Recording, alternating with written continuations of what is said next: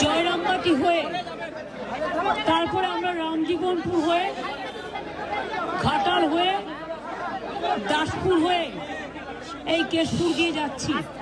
অর্থাৎ প্রায় 10 ঘন্টা আমরা গাড়িতে বসে আছি এই অবস্থায়।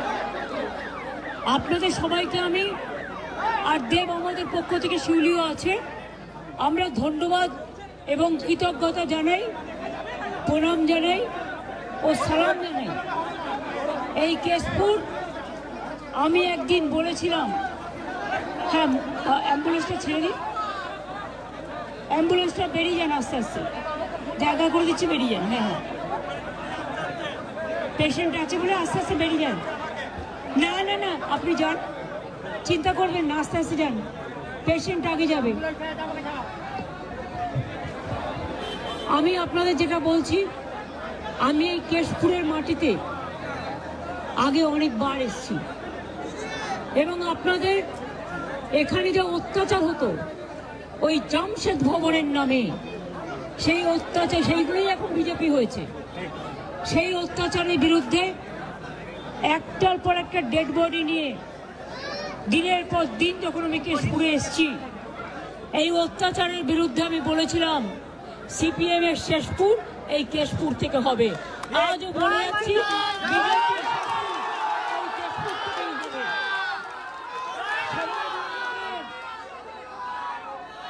এই ভোটার লিস্টের নামে, আস্তে আস্তে ভোটার লিস্টের নামে এনআরসি করার প্ল্যান চলছে। বিজেপিকে আমি বিশ্বাস করি না।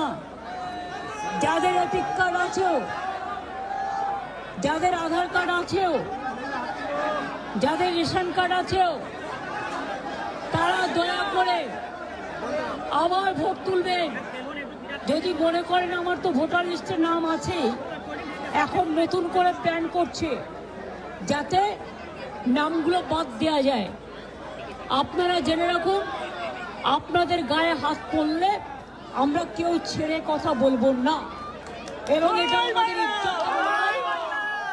অস্তিত্বের লড়াই, ঠিকানার লড়াই, সম্প্রীতির লড়াই, সংস্কৃতির লড়াই, মা বোনদের সম্মানের লড়াই, ছাত্র যৌবনের লড়াই, হিন্দু মুসলমান, তপশিলি আদিবাসী, জনজাতি সবার লড়াই, হকার থেকে দোকানদার, সব ভাষা সব ধর্মকে নিয়েই। পরিষ্কার বলছি, প্রত্যেকে কিন্তু ভোটার লিস্টের নামটা দয়া করে তুলবেন। আর যারা বাইরে পরিযায়ী শ্রমিক হিসেবে কাজ করছেন কিন্তু অত্যাচারিত হয়ে ফিরে আসছেন, তাদের জন্য আমাদের একটা ওয়েব লাইনে একটা পোর্টাল আছে পরিযায়ী শ্রমিকদের জন্য। তারা সেখানে জানান যে আমরা ফিরে এসেছি, আমাদের সাহায্য করা হোক। তাহলে যারা ফিরে আসবে সঙ্গে সঙ্গে তাদের রেশন কার্ড করে দেবো, তাদের স্বাস্থ্যসাথী কার্ড করে দেবো, তাদের লক্ষ্মীর ভাণ্ডার করে দেবো, তাদের মেধাশ্রী করে দেবো, তাদের ঐক্যশ্রী করে দেবো, তাদের শিক্ষাশ্রী করে দেবো। যদি কারো বাড়ি না থাকে কমিউনিটি কিচেন করে দেবো এবং তারা কর্মশ্রীর কাজে অংশগ্রহণ করবে, যেটা 100 দিনের কাজ বলতো, আমাদের এখানে কর্মশ্রী আছে। আর হাতেও আমরা কিছু সাহায্য দেব, চিন্তা করবেন না, এখানে থাকবেন, ভালো থাকবেন। অনেক কিছু এখানে হচ্ছে। বাংলাকে ভালোবাসুন, বাংলায় থাকুন। কোনো মুম্বাইতে গিয়ে জীবন নষ্ট করার দরকার নেই, গুরগাঁওকে দিয়ে বিজেপির অত্যাচারিত হতে দরকার নেই। গুজরাটে গিয়ে অত্যাচার, মহারাষ্ট্রে অত্যাচার, আসামে অত্যাচার, উড়িষ্যায় অত্যাচার, মধ্যপ্রদেশে অত্যাচার, রাজস্থানের অত্যাচার। মনে রাখবেন, আমরা মাথা নত করতে শিখিনি। ফিরে আসুন বাংলা। আমরা যদি 1 খানা রুটি খাই, 8 খানা রুটি দেবো আপনাদের। এটা ভালো থাকুন, সুস্থ থাকুন, আর ভোটার লিস্টের নাম অবশ্যই তুলবেন, শুধু নিজের না, পরিবারের সবাই।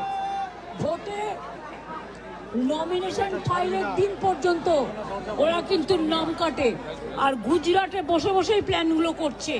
এই প্ল্যান ঘ্যাচং ফু করে দিতে হবে, মানে কেটে দিতে হবে, ঠিক আছে? মানুষ যারা জেনুইন ভোটার, প্রত্যেকে যাতে ভোটার থাকে তার ব্যবস্থা করতে হবে। এটা আমাদের ঠিকানা, এটা আমাদের আশ্রয়, এটা আমাদের মায়ের শাড়ির আঁচল, এটা মাথায় রাখতে হবে, ঠিক আছে? সবাইকে মন দিয়ে করতে হবে। অনেক ধন্যবাদ।